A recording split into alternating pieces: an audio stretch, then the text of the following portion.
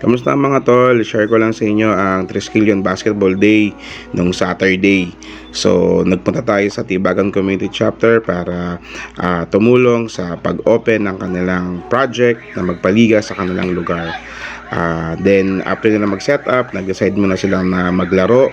Then, after nun, nagpunta na rin kami ng aking anak papunta sa venue naman ng TAC Basketball League na maghaharap ang Agnesville, Somerville, Tibagan versus Upper Manalete 2 chapter. So yung ibang brads, steady lang muna, at yung iba, nag-vitamin nicotine muna daw pampalakas. And so medyo na-delay ata yung game, wala pa yung committee.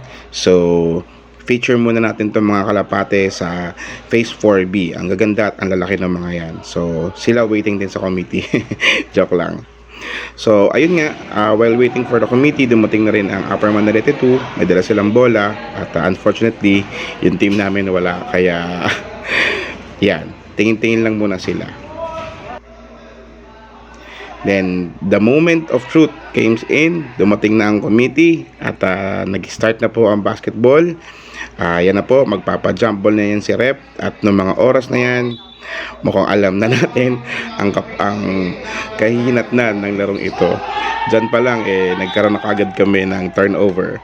But hindi ko na nakuha pa yung iba kasi sobrang dikit ng laban. Unfortunately, it is a loss for us but a win for Upper Manalete 2. So good game pa din at the end of the day mga brothers.